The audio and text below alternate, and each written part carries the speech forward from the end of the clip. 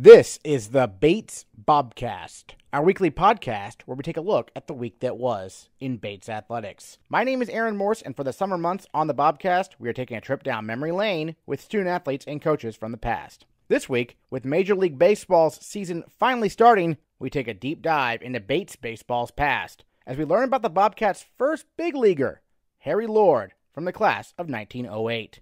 During his 9 seasons in the major leagues, Lord captained both the Boston Red Sox and the Chicago White Sox, and spent a year in the Outlaw Federal League.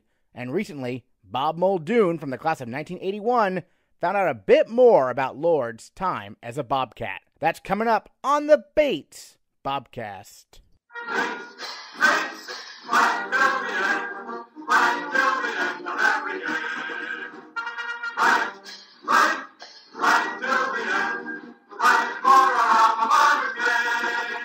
Bob Muldoon graduated from Bates in 1981 with a degree in economics and earned a master's from Columbia in 1991. He played a year of lacrosse at Bates for Webb Harrison and later became a bit of a boxer at Columbia. But his real passion? Early 20th century baseball. Recently, Muldoon found himself looking up the story of Harry Lord, a Mainer from the class of 1908. Starting in the fall of 1904, Lord only spent a little under a year on the Bates campus as a student. But his story is a wild one, culminating in him playing 9 years in Major League Baseball and returning to Bates during World War I to coach the team he'd left in the lurch 13 years earlier. Muldoon is the author of a novel on his beloved Hartford Whalers hockey team, but this story about an early Bates baseball great is all true. Here's Muldoon on his interest in history, the Bobcats, and Harry Lord. As a boy, I was interested in baseball history, early baseball history near the turn of the century, because it seemed like the players were very colorful and there were a lot of characters. It seemed less of a business then. So I had that interest. My uncle Warren of Lowell, Massachusetts, challenged me to recite Casey at the Bat by heart. So I learned that as a boy, and my fondness for baseball kind of grew. I was reading a lot of early baseball history. In fact, I can recall when I was coming up to Bates as a freshman, I was reading a biography of Ty Cobb. And in that book, there's a tragic story. Ty Cobb's father returned unexpectedly from a business trip to his home, and his mother mistook him for an intruder and killed him. And I remember telling that anecdote to my new roommate, Sam Rodman, who's now an Episcopal bishop in North Carolina. And I think Sam didn't know what to make of a new roommate who was talking about someone being killed in their own room or house. And I'm not sure if that caused him to pray a little more. But long story short, I had this interest. And at some point, I can't remember exactly when Harry Lord came on my radar screen, but reading a lot of that history, it mentioned Harry Lord of Bates College. And he was a star. In 1909, he was the captain of the Boston Red Sox, and he batted .315 with 89 runs scored and 36 stolen bases. And he was fourth in the league in average behind 3 Hall of Famers, Ty Cobb, Eddie Collins, and Nap Lajoie. So, I mean, I was fascinated that here was this Bates guy. And he, in 1911, he even did better. By then, he was the captain of the Chicago White Sox. He hit .326, 103 runs scored, 43 stolen bases. So it interested me that there was a Bates guy who was the star in baseball at the turn of the century. And at some point, I was interested in him. I went on eBay and I ordered a card, a Harry Lord T206 baseball card, a tobacco card, which is of the same vintage as the famous Honus Wagner card, that T206 card that went on auction for over $1 million. And I also got a Harry Lord pin. I wasn't spending a lot of money on these things, but it kind of was dormant there until recently. I was on a Bates College Facebook page called Sons of Slavensky for track guys.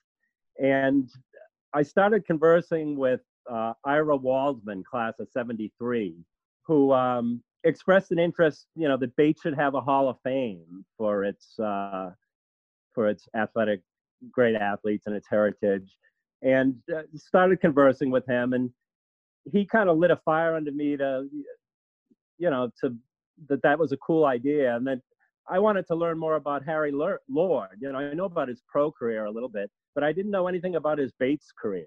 All it said was Harry Lord, class of '08. Like if you go on Wikipedia, it says Harry Lord graduated from Bates College in 1908 and was a pitcher.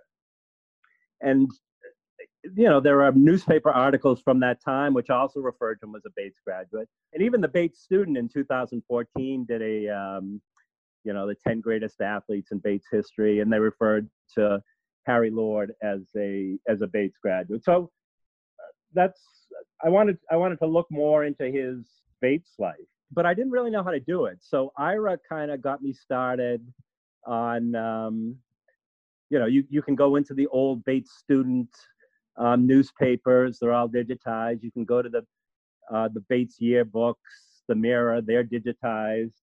And then he also gave me some hints on archives of old newspapers, and like the Lewiston Sun and the Lewiston Evening Journal and the Boston paper. So that's where I really got excited about, like, shed a light on this unknown part of Harry Lord's life. This Bates.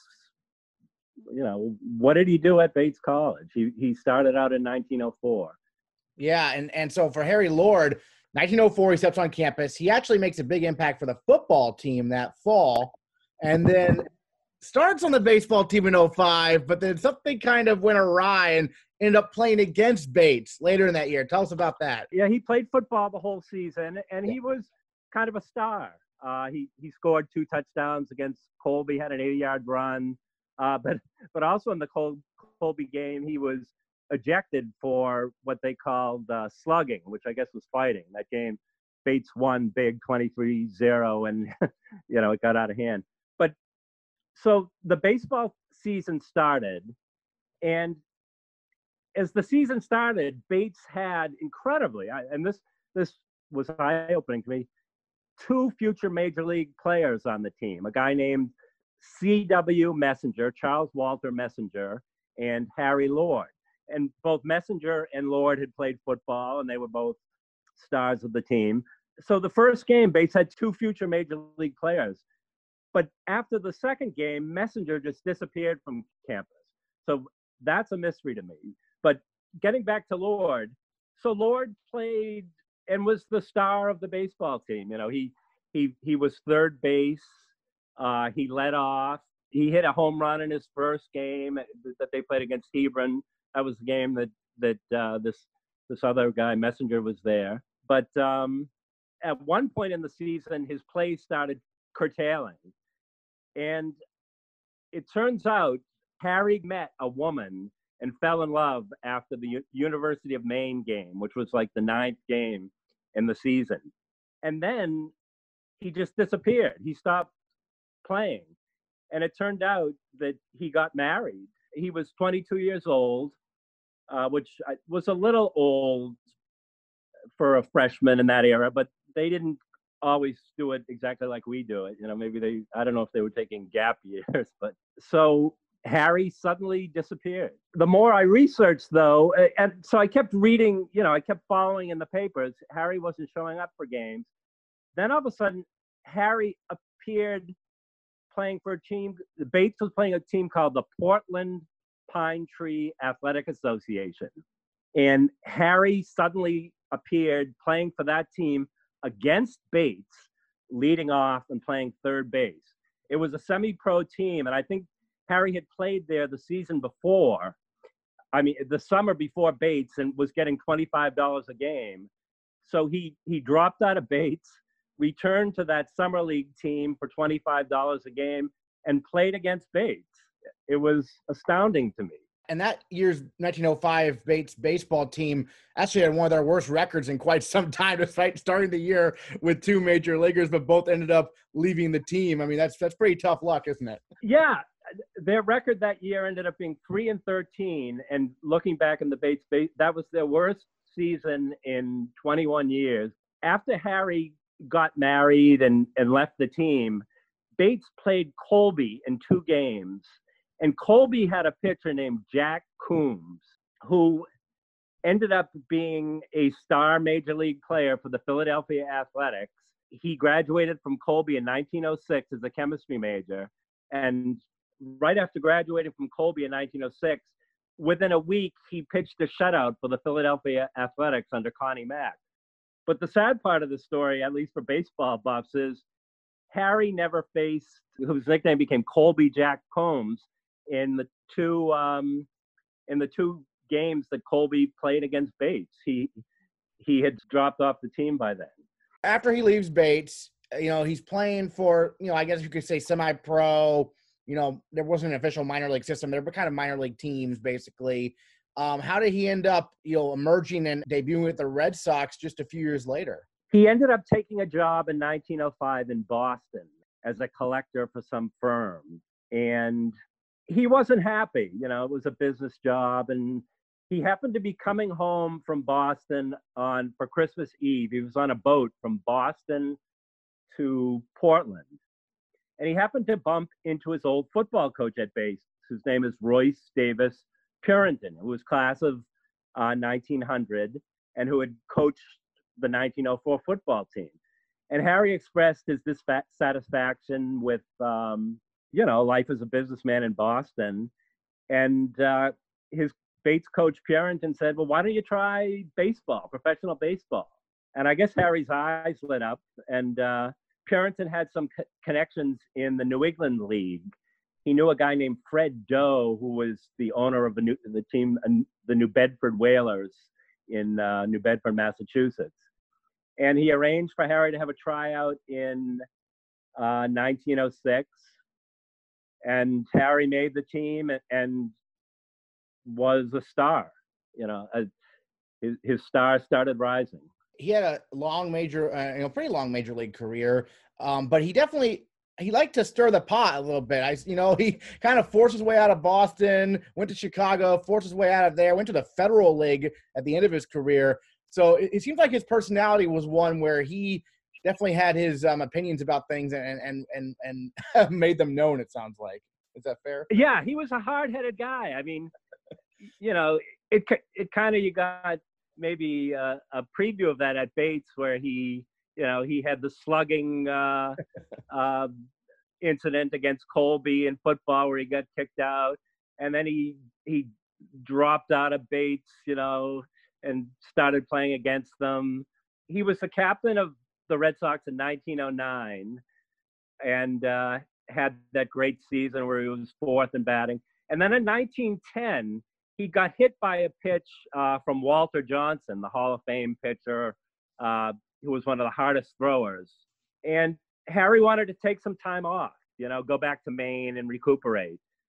And the manager and owner didn't like that idea, but Harry insisted on it, and things soured pretty quickly from there. He came back, and he was a little bit persona non grata, and they gave his position to someone else, and they weren't letting him have it back. So Harry was traded in 1910, after this incident, to the Chicago White Sox.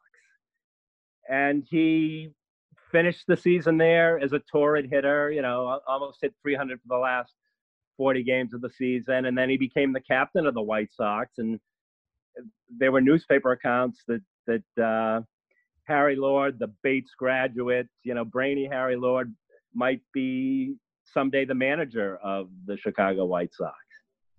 But as you alluded to, hard-headed Harry had his problems there. In 1914, he was dissatisfied with his contract. The owner, Charles Comiskey, was notoriously miserly, and Harry was griping about that, and he also was griping about his manager forcing him to take signals to either hit or take. And so he kind of walked out of the Chicago White Sox in 1914. And he kind of reemerged on Bates' radar screen after that. 1914, Bates was having its first alumni parade reunion. And there was a story in the Bates Student saying that Harry Lord, it didn't say Harry Lord class of '08, it just said Harry Lord is rumored to be in attendance at this first Alumni Day parade. You know, he had left baseball, and so in May of that year, so he had some free time. In the 1915 season, he jumped to this new league, the Federal League, which was a third major league. They were calling it the Outlaw League, and he was a big name. And he was the player manager for Buffalo, the Buffalo Blues. And they were called Harry Lord's Fighting Federal League Team, and there was a Harry Lord Day, and he was a bona fide big league star, you know, giving this new league credibility and glamour. It's funny you mentioned the White Sox, going back to them real quick before we get to his short coaching career with Bates. But with the White Sox, he was reunited with Mr. Messenger, who is even more mysterious figure. Like a fair amount is known about Harry Lord. It's a matter of finding it. But this Bobby Messenger went to Bates apparently, and then played for the White Sox with Harry Lord. I mean, he's even more mysterious figure, isn't he? Yeah, this is a guy I really am interested in learning more about, because he came to Bates in 1904, played the whole football season. Actually, him and Harry Lord at one point were in the backfield. Lord weighed 160, Messenger weighed 148, but Messenger had a bad fumble in one of the games, so they moved them over to end. And back in that era, they didn't pass. You know, 1906, the forward pass became legal, and this was 1904. But Messenger did kick the extra points and also the kickoffs. And back then, a touchdown was 5 points, and an extra point kick was 1 point. So he played the whole football season. He played the first game of baseball against Hebron Academy, had 2 stolen bases, 3 hits, I believe, you know, they won big. And then boom, the trail goes cold at Bates. Never again is he in a baseball roster or mentioned anywhere. And all of a sudden he emerges, as you point out, in 1909. Charles Walter, whose nickname was Bobby Messenger, played baseball for the Chicago White Sox from 1909 to 1911. And that was while Harry Lord came to the team in 1910. So Lord and Messenger, who were backfield mates at Bates, might have lived in Parker Hall together, you know, started playing baseball together, played for the Chicago White Sox for a couple seasons. Yeah, Messenger was not a star. I think he played 57 games over the course of parts of 4 seasons, and his lifetime average was 172. But, you know, he made it to the big leagues. And then 1918, Harry Lord returns to Bates after an 05 season that saw Bates go 3-11. Only a few of those games did Harry play in. He returns to Bates as their head coach in 1918, kind of an emergency role, and leads him to a 4-4 record. Obviously, maybe add a little bit more context to why he returned and the reason behind that. Kind of a sad reason, really, right? Yeah. I mean, in researching Harry Lord's life, there were so many Dickensian twists, like people that he would meet at one point in his life early on, they would come back into his life in strange ways, like, you know, that, like Messenger, like we talked about. And his coach, the football coach, Royce Davis Purinton, already had mentioned where he happened to meet him on a boat coming back from Boston, and Royce Davis Purinton, Bates class of '00, got him the tryout, you know, that launched his major league career. Well, Royce Purinton became the athletic director at Bates. So he was the football coach from 1904 to 1917. He was the baseball coach roughly those years, but he also was the athletic director. With the start of World War I, Purinton volunteered to be a trainer, going to France and training troops under the auspices of the YMCA. So he left his Bates coaching career volunteered, went to France, trained the troops. At some point, he also was on the front line. When he came back from World War One, he wasn't the same man he was, a man of great vigor. He returned to Bates in 1919, but something had happened to him overseas, and he ended up dying within months after his return from World War One. And he was buried. There was all of the campus was in mourning. I mean, he had been the coach and athletic director and baseball coach for close to 20 years. And they thought maybe he had tuberculosis, but they did tests and he didn't have tuberculosis.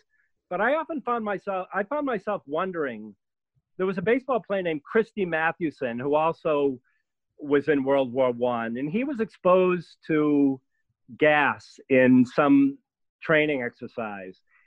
And he returned and never was the same man and died in a sanitarium, which is Royce Davis Purinton died in a sanitarium in Lewiston. I'm not sure if he was exposed to gas, but it is true that he came back from World War One and died very shortly after in his early 40s. But when he was gone for the 1918 season, Bates needed an interim coach. There was a committee and they turned to Harry Lord. So I don't know if Harry Lord was trying to do his old school, a good turn after leaving them mid-season, and then worse than that, being a Benedict Arnold, playing against them twice for the Portland Pine Tree Association. Both games Bates lost, and Harry led off for the opposing. But Harry Lord came back to Bates and coached the war-shortened 1918 team to a 4-4 record. And there's a note in the Bates Student that even during the season, at least one player on the baseball team was drafted. So, yeah, Harry Lord returned to Bates. Any other thoughts you want to share about the early days of Bates baseball, stuff you're maybe excited to look up even further about some of these turn of the century, and by turn of the century I mean 19th to 20th century guys who played for the Bobcats, because this program, Bates baseball, it's been around. It's one of the oldest programs at Bates. 1872, their first game officially we have on record. So, I mean, some of the stuff might be hard to find, but it seems like there's a lot that could be revealed, I guess, through more research, right? The research was so fascinating to see how his life intersected. One other quick reference: Bates played Holy Cross, who was in football, and they were one of the top teams in the country. And they had a halfback named Bill Carrigan, yes, who was a Lewiston native. And so Bates played Holy Cross with Bill Carrigan, who ended up again playing on the Boston Red Sox with Harry Lord, and one of these Dickensian overlaps of life. And Carrigan, he was with the Red Sox for like 10 years, including overlapping with Harry Lord a couple seasons. He was Babe Ruth's. He was a player manager. They won 2 world championships under him in 1915 and 1916. And Bill Carrigan returned to Lewiston after his major league career with the Red Sox and ended up coaching Bates baseball in 1933 and 1934. And he's actually buried in a cemetery in Lewiston, not the same cemetery as Royce Davis Purinton, the athletic director. You graduated from Bates in 1981, and your sports connection with Bates, you played in the early days of the men's lacrosse team under Webb Harrison. I know it's kind of a pivot from baseball, but I did want to get kind of your recollections on those early days of the men's lacrosse team a little bit also. Yeah, in 1979, Bates had just started a lacrosse program. It was the second year. And so Webb Harrison, who was the football coach, needed to field a team. So there were some good lacrosse players on campus, such as Rand Hopkinson, Peter Helm, Tom Johnson. But Webb also needed to get more players. So we recruited a lot of good football player athletes like Jeff Melvin, who's class of '82, who had a son named Andrew Melvin, who was a real lacrosse star. But Jeff was a football player. Craig Cummins was a football player. So he recruited some of his good football player athletes to fill the roster. But there was a third category. They also needed some warm bodies. So I fit that mold. So he took a few people who had no athletic pedigree. I was one of them. A friend of mine named Paul Hudson was one of them. Another guy named Brent Smith, who was actually the captain of his high school football team, and a man who later became a captain in the Marines. He joined the team too, and the three of us formed a line that we called the Keystone Middies. We were just comical and inept. The ball could wind up anywhere except for the opponent's net. Between having some good football player athletes and some of the natural lacrosse athletes, and the warm bodies just to fill out the roster, Webb molded that team. Started the Bates lacrosse dynasty. Your recollections of Webb as a head coach, because he obviously created the phrase "It's a great day to be a Bobcat," pretty famous line that everyone still says today and everything. But what are some maybe Webb Harrison stories that you recall? He was new to lacrosse, but he was very diligent, and I think he knew to let some of the seasoned lacrosse players give him a lot of input.